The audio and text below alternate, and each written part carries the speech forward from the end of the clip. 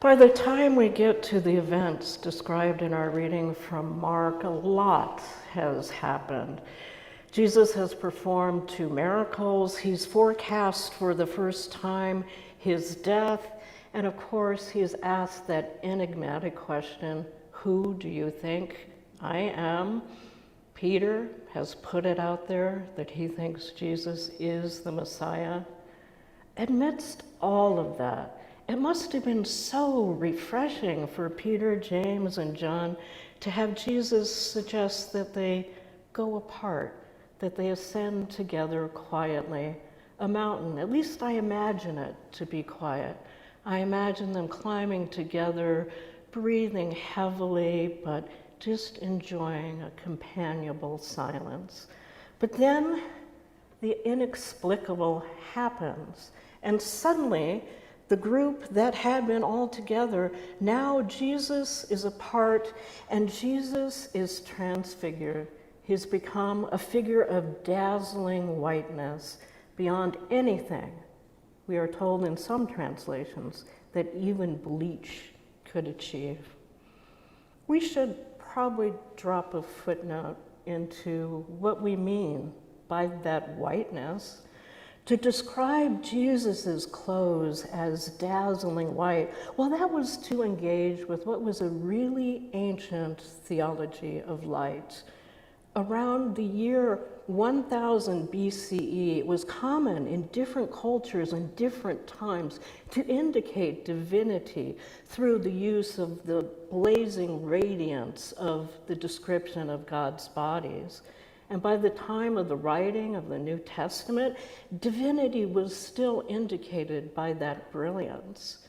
But after Jesus' death, that begins to change. The resurrected Jesus becomes depicted more and more as pure light, less as a human form, and the more the church began to associate that lightness and that whiteness with an actual skin tone.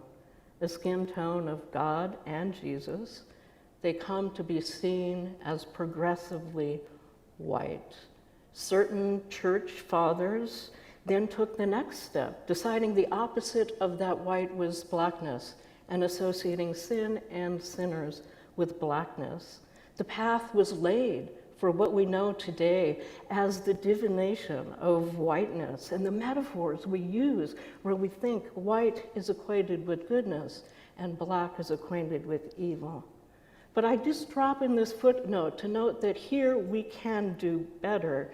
Here, it is Jesus' clothes that are white, and the opposite of that whiteness is not blackness, it's primordial disorder. So, what happens in this transfiguration of Jesus to brilliantly white?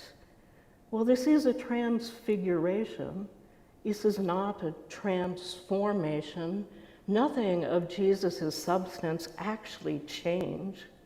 He's just revealed. He's revealed as divine.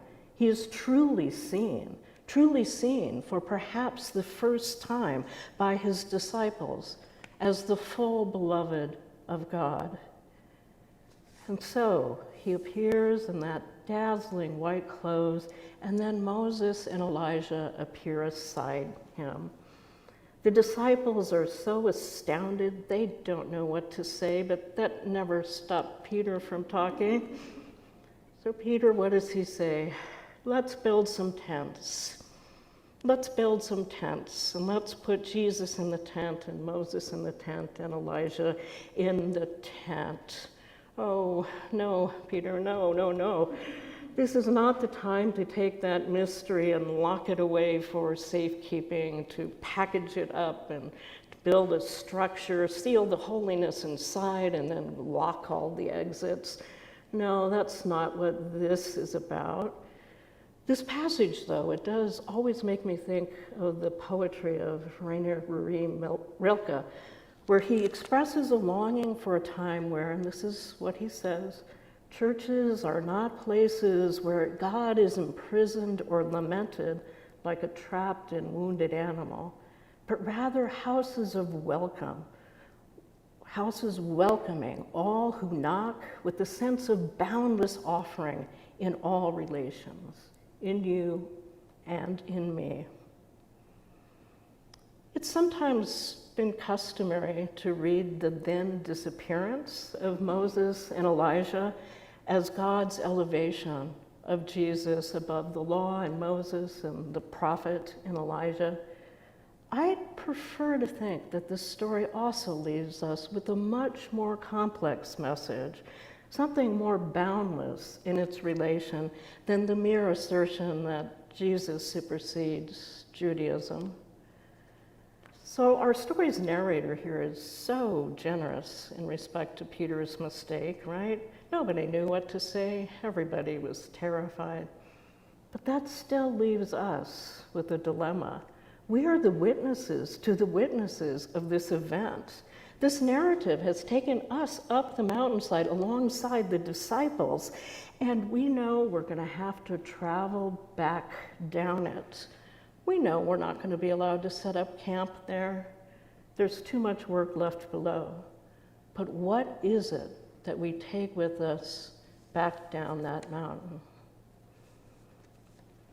Are you familiar with the opening of Ralph Ellison's brilliant 1952 novel, Invisible Man? To me, it reads almost like a secular point-by-point counterpart to this story of the Transfiguration. When the novel opens, the very first sentence is this: "I have been an invisible man." The narrator is a Black man who's been made invisible by racism, and so wanting to flee from the cruelty of the world, he's taken up residence in the coal cellar of a white-only building and a section of the basement that had been closed off and forgotten about in the 19th century. But the most distinctive characteristic of this cellar is he has illuminated it. He has illuminated the small space with what we are told was 1,369 light bulbs. Like Jesus, he is newly glowing, newly visible with brilliant illumination, even if only while he is in his own confined space. And then, while listening to the music of Louis Armstrong, the narrator receives 3 visions. He receives a vision of a Black woman standing on an auction block, a man delivering a sermon called The Blackness of Blackness, and an old Black woman pleading for freedom after killing her abusive white husband, master, tormentor. It's a transfiguration inside of a transfiguration, inside of a transfiguration, inside of a transfiguration. The narrator has been transfigured, brought into divine light, brought into visibility, and after that, he is able to transfigure 3 more people. Each of the 3 previously invisible people are now illuminated, are now brought to light, are now restored to the historic gaze. They are now seen in the full context of their worth, their dignity. They are seen in their relationship as children of God. So what this suggests to me is that perhaps we have an invitation to read the story of Jesus' transfiguration as something that's not unique nor singular.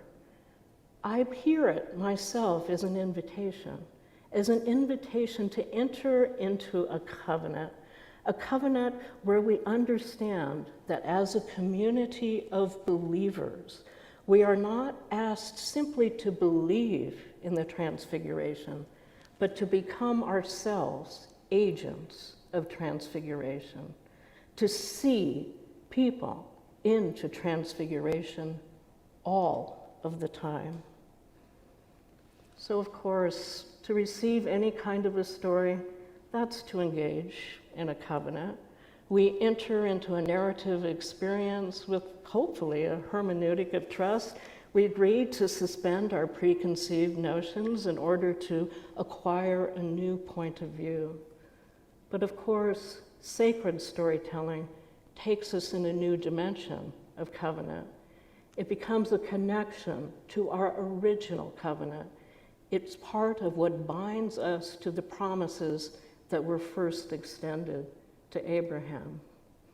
And is that potential sacredness of covenant and story that makes it so painful when we are confronted with limited covenants or partial stories.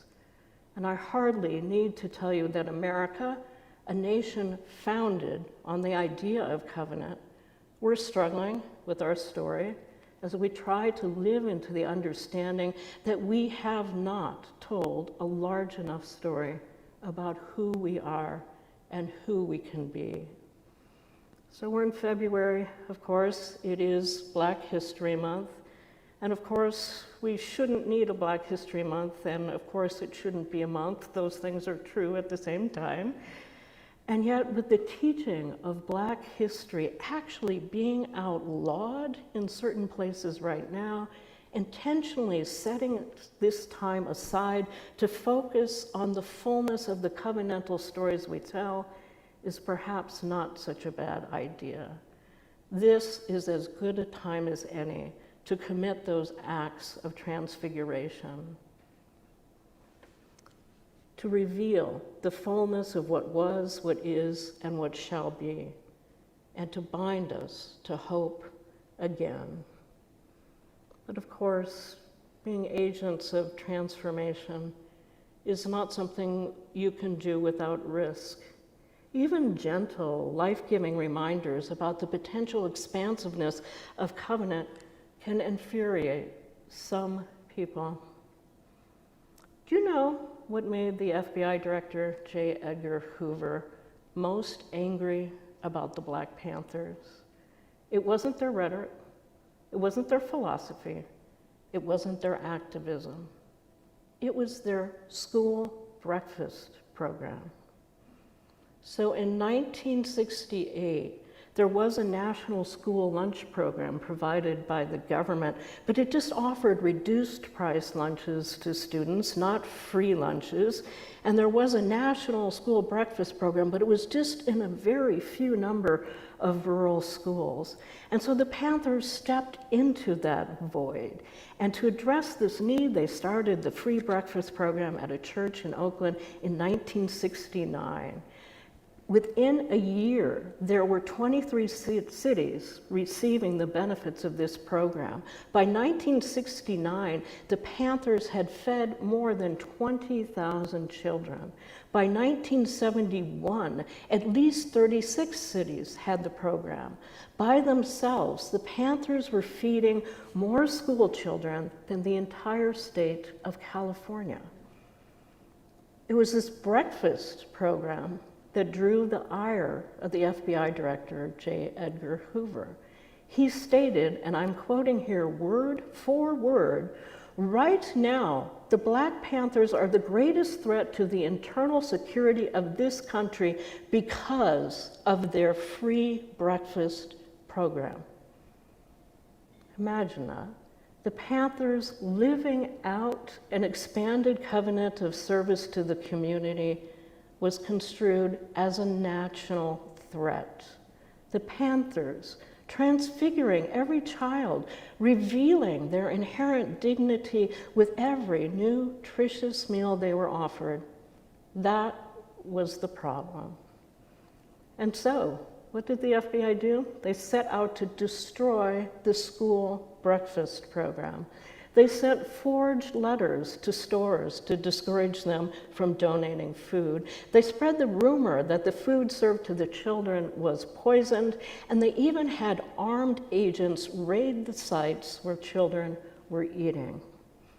The subsequent arrest and murders of the Panthers leaders led to the closure of most of the Panther chapters and to the complete end of the free breakfast program by the early 1970s.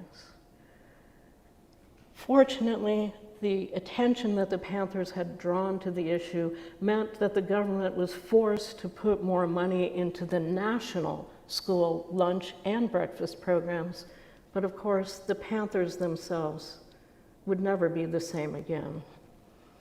Oh, there's so many stories to tell, so many stories to help expand the covenant, to help make the story more complete. I wish we had more time for them now, but for now, perhaps we can just realize that the takeaway that we have from the Gospel of Mark, the story that we descend down the mountain, its essence might be complicated, but the action that it calls us to is not.